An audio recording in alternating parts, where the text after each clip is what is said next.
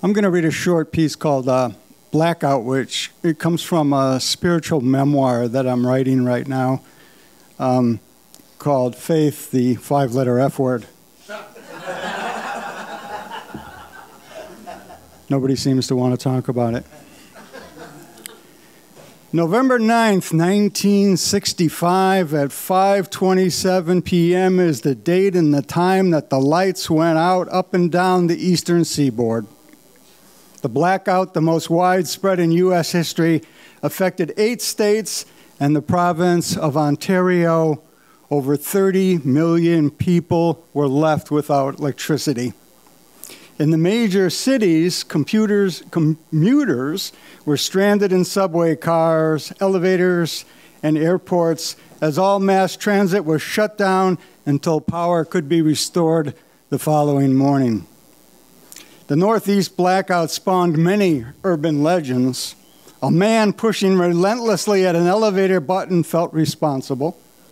A boy who whacked a stick against a transformer at the exact moment that the transformer moaned to a stop was certain that he had caused the blackout.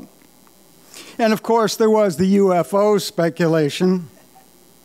The year 1965 was a busy year for UFO activity.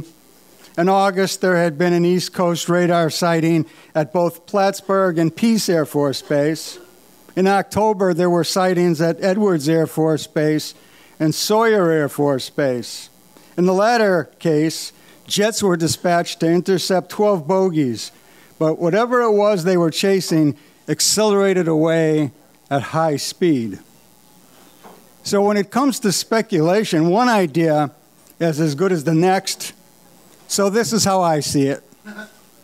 Just before the blackout, peace activist Roger Allen Laporte set himself on fire in front of the United Nations building. He was the 3rd American that year to self-immolate in protest of the war in Vietnam. Laporte was following the example of Alice Hertz. In March of that year, the 82-year-old Alice Hertz, a German Jew who had survived internment at German concentration camps, lit herself on fire on a Detroit corner. Her martyrdom was followed by Norman Morrison, a Quaker who self-immolated below Secretary of Defense Robert McNamara's Pentagon office 1 week before the blackout.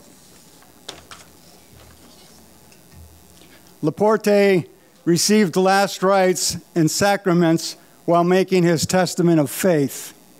I'm a Catholic worker. I'm against war, all wars. I did this as a religious action.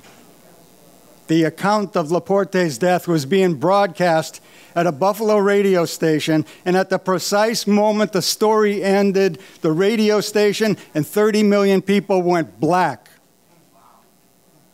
The story reminds me of the biblical account of the sky darkening at the exact moment of Jesus' death as the result of crucifixion.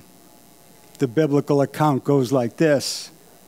It was now about noon, and darkness came over the whole land until 3 in the afternoon, while the sun's light failed. This account of the blackout appears in 3 of the Gospels and is one of the few biblical incidents verified by Roman sources. It was as if the entire Northeast was sitting Shiva for Hertz, Morrison, and Laporte, and for every American sitting citizen, including those in Vietnam that had bore a cross in the name of peace. Ouch.